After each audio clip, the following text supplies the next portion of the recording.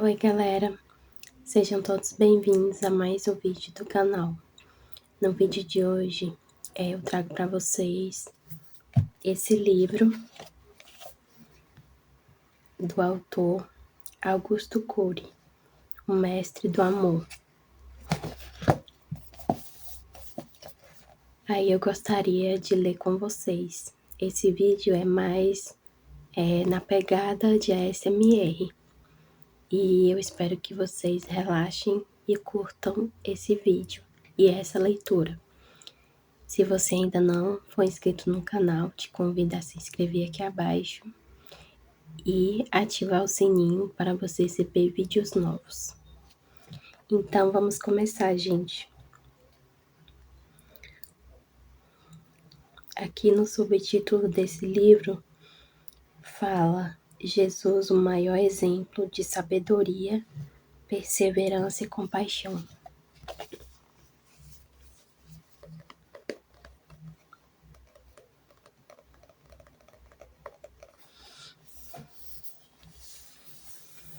Então vou começar a ler com vocês.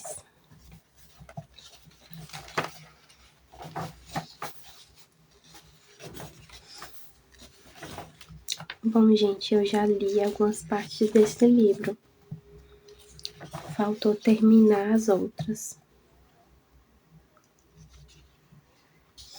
Eu vou ler com vocês esse subtítulo: Preparando seus íntimos para suportar o inverno emocional. O dilema entre falar e não falar aos discípulos sobre o modo como morreria envolvia os pensamentos de Jesus Cristo. Se falasse, poderia gerar um transtorno obsessivo em sua mãe e em seus discípulos. Se optasse pelo silêncio, eles ficariam totalmente despreparados para suportar seu drama. Jesus optou por falar, mas sem alarde, sobre o seu fim. Falou pelo menos 4 vezes. Comentou o suficiente para que os seus discípulos pudessem ter uma leve consciência do seu caos, mas não sofressem por ele. Alguns insistem em falar de seus problemas para que todos girem em torno deles. Outros se calam, fazendo de sua história e suas dificuldades segredos de Estado. Jesus era equilibrado, falava de forma serena a respeito de coisas com alto volume de tensão. O mestre da vida trabalhou no inconsciente dos seus discípulos sem que eles percebessem. Fez um trabalho psicológico magnífico. Ele os preparou não apenas para a primavera da ressurreição, mas para o inverno rigoroso da cruz. Você trabalha no inconsciente dos seus filhos e os prepara para que eles suportem as turbulências da vida. Você trabalha na mente dos seus funcionários e os prepara para não apenas para o sucesso, mas também para os tempos de dificuldades. Um bom líder corrige os erros. Um excelente líder previne-os. Um bom líder enxerga o que está à sua frente. Um excelente líder vê além do que está diante dos seus olhos. Agora eu vou percorrer a página desse livro e vou escolher outro subtítulo para ler. Eu vou escolher esse: Esculpindo a alma humana na escola da vida. Em uma terra em que os sentimentos humanos estavam embotados e as pessoas não aprendiam a arte de pensar, Jesus fez laboratórios de sabedoria. Ao andar com ele, os insensíveis se tornavam poetas. Os agressivos acalmavam sua emoção. Os incultos se transformavam em pensadores. Quando o mestre da vida dizia: Felizes os mansos, porque herdarão a terra. Mateus capítulo 5, versículo 4. Ele queria revelar que a violência gera violência e que todo opressor um dia será derrubado pelos oprimidos. Evidenciava que os territórios do reino que anunciava, ao contrário do que ocorre neste mundo, são conquistados pela mansidão. João, o mais jovem dos discípulos, apesar de parecer muito amável, tinha a emoção explosiva e saturada de preconceitos. Certa vez sugeriu a Jesus que destruísse com fogo algumas pessoas que não andavam com ele.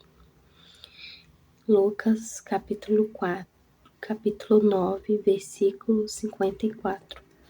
Se o mais amável dos discípulos queria destruir os que não faziam parte do seu grupo, imagine o que se poderia esperar dos outros. O mestre do amor, sempre dócil, ouvia os absurdos dos discípulos e pacientemente trabalhava nos becos de suas almas, brutas, desprovidas de compaixão. Ele esculpiu a emoção de João. O resultado: João se tornou o poeta do amor nos últimos momentos de sua vida. Escreveu palavras que testemunham o quanto ele amava cada ser humano. Talvez você goste de trabalhar com pessoas de fácil relacionamento. Talvez você quisesse ter filhos menos complicados, alunos menos problemáticos, colegas de trabalho mais receptivos e abertos. Mas nunca se esqueça de que vários cientistas e pessoas de sucesso da atualidade foram no passado muito difíceis. Porque tiveram sucesso, porque alguém investiu nelas. As pessoas mais problemáticas poderão ser as que mais lhe darão alegrias no futuro. O mestre da vida preferiu trabalhar as pessoas difíceis para mostrar que vale a pena investir no ser humano. Trabalhou pacientemente os que eram considerados escórias da sociedade e eles, com exceção de Judas, aprenderam a arte de amar. Ensinou-lhes que nas pequenas coisas se escondem os mais belos tesouros. Conduziu-os a despir suas máscaras sociais e a descobrir que a felicidade não está nos aplausos da multidão, nem no exercício do poder, mas nas avenidas da emoção e nas vielas do espírito. Os discípulos abandonaram Jesus no momento em que ele mais precisava deles. O mestre previra isso e não reclamou. Um dia eles regressaram e se tornaram mais fortes. Você cuida delicadamente da sua vida por compreender que ela é breve, como uma gota que se evapora ao sol do meio-dia. Não se deixe entulhar por problemas, nem saturar pelo sistema social. Invista na sua vida e na dos outros. Esse é o único investimento que ganha sempre mesmo quando perde. ainda que as pessoas de quem você carinhosamente cuidou o abandonem, um dia elas voltarão, pois as sementes tardam, mas não deixam de germinar. Confie nas sementes.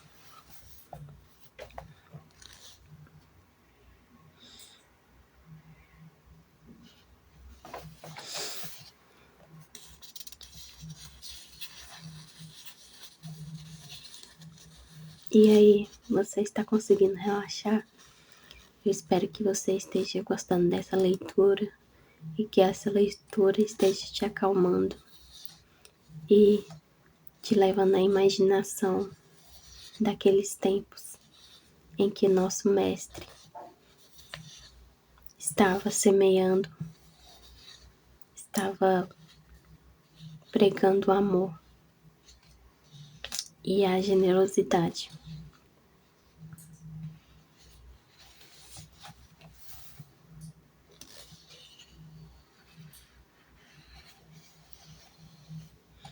Agora eu vou ler com vocês um subtítulo. O homem Jesus considerava a vida como um espetáculo. Jesus era o mestre do amor, porque considerava cada pessoa como um ser especial e não apenas como mais um número na multidão. Todos eram belos aos seus olhos. Ao abraçar as crianças, ele convidava todos os adultos a serem pequenos alunos da escola da vida. Se você nunca se dedicou a contemplar as reações de uma criança, não conheceu um dos maiores prazeres humanos, o de se encantar com uma linda expressão de vida. Se não conseguir se deslumbrar com os segredos que cercam o funcionamento da mente de uma criança, dificilmente você terá tempo e habilidade para admirar sua própria vida. Faça uma pausa e observe o admirável mundo dos pensamentos e emoções. Como pensamos, como penetramos no escuro da memória em milésimos de segundos, como encontramos em meio a bilhões de opções os elementos que confeccionam as cadeias de nossos pensamentos. Como temos certeza de que os verbos que empregamos na construção das ideias são exatamente os que queríamos utilizar? Quando os indivíduos, depois de explorarem intensamente o imenso espaço e o pequeno átomo, tiveram tempo para voltar para dentro de si mesmos, compreenderam que a ciência tem limites exploratórios. Os maiores mistérios não estão no espaço, mas no espírito humano. As maiores dúvidas científicas não estão na origem do universo, mas na origem da inteligência, na construção das mais simples ideias. Quando uma criança pensa, mesmo que esteja abandonada nas ruas, ela realiza o efeito mais complexo do que todas as pesquisas das mais celebres das universidades. Você fica impressionado quando observa as pessoas pensando, sentindo ou trocando experiências?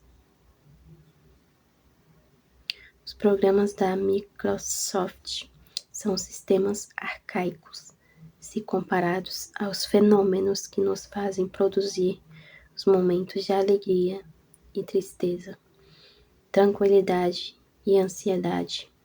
A sua inteligência, como a de qualquer ser humano, é espetacular. E ainda que você tenha muitos defeitos, nunca se diminua diante de ninguém. Toda discriminação, além de desumana, atenta contra a inteligência. Na época de Cristo, os leprosos eram banidos da sociedade, mas o despojamento de Jesus era tão grande que ele conseguia dar mais atenção a um leproso do que a um fariseu. Por quê? Porque para ele ninguém era maior ou menor. Não fazia isso por ser apenas um homem caridoso, mas porque via a grandeza da vida, e esta visão o tornava capaz de tratar uma prostituta com respeito, chamando-a de mulher. João 8:10. Se você nunca se der conta da grandeza da vida, dificilmente conseguirá honrar pessoas desprivilegiadas. É lamentável percebermos que muitos vivem de forma indigna, diminuindo os outros, medindo-se pela conta bancária, por diplomas acadêmicos e status social. Se você encontrar o presidente de seu país atravessando a rua e próximo dele estiver uma criança desprotegida socialmente, dirija-se primeiro à criança. Ela é tão importante quanto o governante e precisa mais de você. É fundamental honrar solenemente o espetáculo da vida.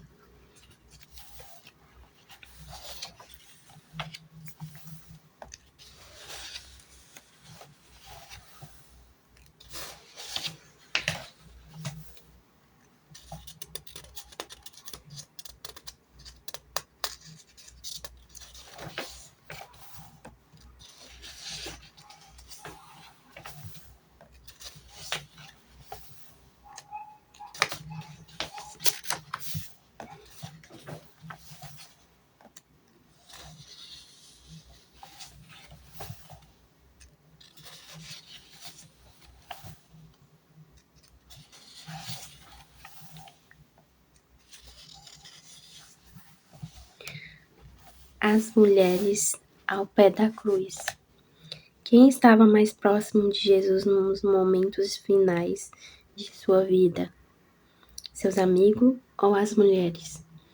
As mulheres. Maria, sua mãe, Maria Madalena, Maria, irmã do Lázaro, e tantas outras que o haviam seguido, estavam aos pés da cruz. A maioria dos discípulos fugira, amedrontada. Porém, depois que o mestre saiu do pretório romano, as mulheres estavam presentes a cada passo de seu martírio. Falaremos mais adiante sobre Maria e sua mãe. Quero aqui mencionar Maria Madalena. Ela era provavelmente uma prostituta que se livrou de ser apedrejada porque Jesus a defendeu. João 8:5.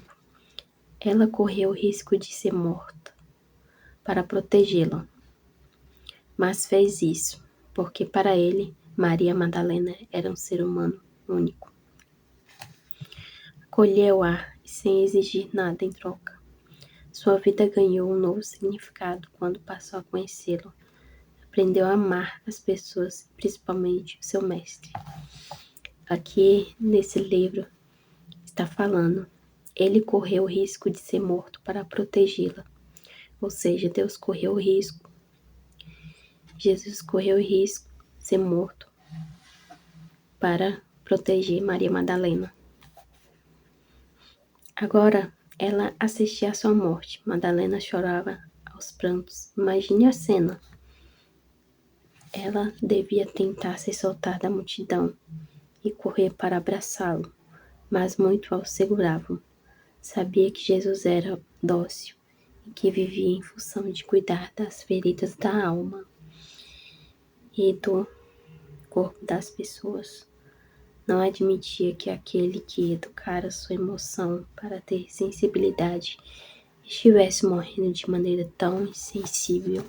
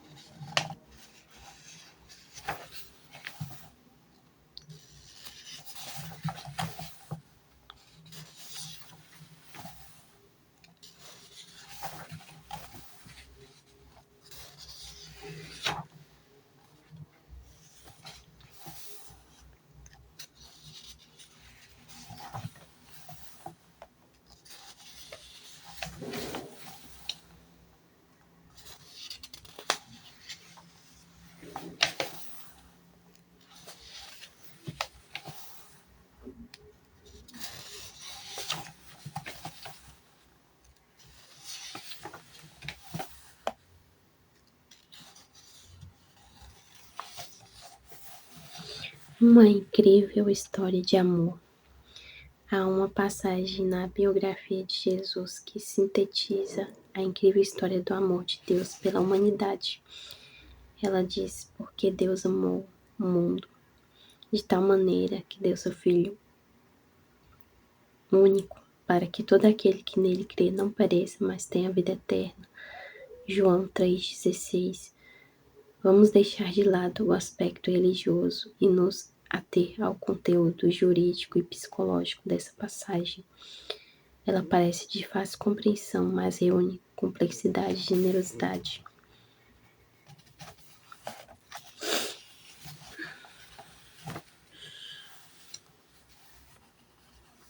A cruz foi a prova solene do amor de Deus para nós, seres temporais. A morte e o sofrimento são vistos como coisas monstruosas, mas para Deus morte e sofrimento são apenas uma gota na perspectiva da eternidade. Deus teve a coragem de ver seu Filho agonizar numa cruz. Ninguém poderá jamais acusar Deus de não amar suas criaturas.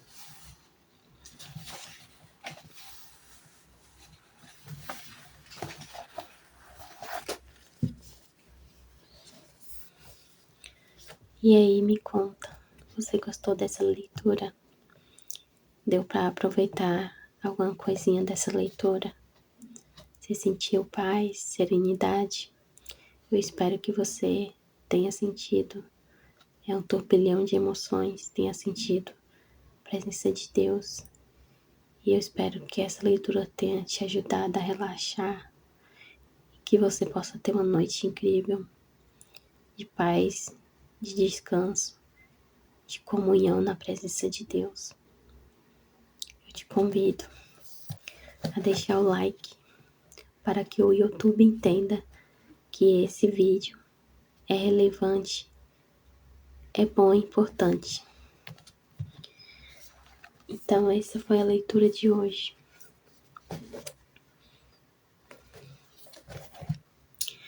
Eu espero que você tenha curtido, relaxado e gostado. E eu aguardo você no meu próximo vídeo de ASMR. Durma bem e fique na paz de Deus. Tenha uma ótima noite. Beijos.